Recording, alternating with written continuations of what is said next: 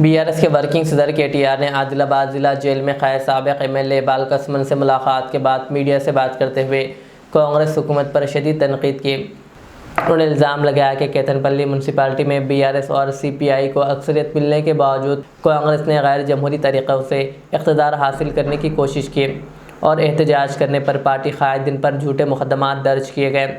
KTR ने कहा कि कांग्रेस और बीजेपी कायदीन की इश्तियाल अंगेज़ी पर कोई कार्रवाई नहीं की जा रही, जबकि बीआरएस कायदीन को निशाना बनाया जा रहा है। उन्होंने वज़ीर आला रेवंत रेड्डी और रियासती पुलिस पर जानिबदारी का इल्ज़ाम आयद करते हुए शफ़ाफ इंतखाबात का मुतालबा किया। నేను ఇవాళ రేవంత్ రెడ్డికి చెప్తా ఉన్నా, డీజీపీ శివధర్ రెడ్డికి కూడా చెప్తా ఉన్నా. డీజీపీ గారు మీరేదో మొన్న పెద్ద పెద్ద సినిమా డైలాగులు కొట్టినారు. మాకు రెడ్ బుక్ ఉండదు, పింక్ బుక్ ఉండదు, ఖాకీ బుక్ ఉంటుందని చెప్పినావు. ఇదేనా నీ ఖాకీ బుక్? మీ పోలీసు వాళ్ళ బట్టలు కూడా తీసుకొడతా అని చెప్పి ఒక కాంగ్రెస్ నాయకుడు అంటే కేసు ఉండదు. మిమ్మల్ని యూజ్లెస్ ఫెలోస్ అని ఒక బీజేపీ ఎంపీ అంటే కనీసం కేసు పెట్టే ధైర్యం లేదు. ఎందుకు? రాష్ట్రంలో అధికారంలో కాంగ్రెస్ ఉన్నది, కేంద్రంలో అధికారంలో ఉన్నది బీజేపీ కాబట్టి భయపడుతున్నావా? ఇవాళ మేము ప్రతిపక్షంలో ఉన్నాం కాబట్టి మా మీద కేసులు పెడతావా? ఒకటి గుర్తుపెట్టుకో డీజీపీ గారు, రేవంత్ రెడ్డి గారు గుర్తుపెట్టుకోండి, ఎప్పుడు అధికారం ఎవరికి శాశ్వతం కాదు. టైం వస్తుంది, 2 ఏళ్లలో మళ్ళీ కేసీఆర్ గారు ముఖ్యమంత్రి అవుతారు, మళ్ళీ రాష్ట్రంలో గులాబీ జెండా ఎగురుతుంది. ఈ అరాచకాలకి ఖచ్చితంగా చరమగీతం పాడే సత్తా ఆ రోజు మాకుంటుంది. అప్పుడు మీరు ఏ కలుగులో దాక్కున్నా ఇట్లా అరాచకాలు చేసిన అధికారులు కానీ, అరాచకాలు చేసిన మంత్రులు కానీ, ఇవాళ ప్రజాప్రతినిధులుగా ఉన్నవాళ్ళు కానీ ఎవరైనా సరే ప్రజాస్వామ్యాన్ని, చట్టాలను, న్యాయాన్ని, రాజ్యాంగాన్ని తుంగలో దొక్కుతా ఉన్నారో వారందరినీ కూడా వదిలిపెట్టకుండా మళ్ళీ న్యాయస్థానాల ముందు ప్రవేశపెట్టే బాధ్యత మాది. గౌరవించండి, ప్రజల తీర్పును గౌరవించండి. కేతన్పల్లి మున్సిపాలిటీలో వెంటనే ఎన్నికలు పెట్టాలని మేము డిమాండ్ చేస్తూ ఉన్నాం. ఎలక్షన్ కమిషన్ కూడా మేము డిమాండ్ చేస్తున్నాం.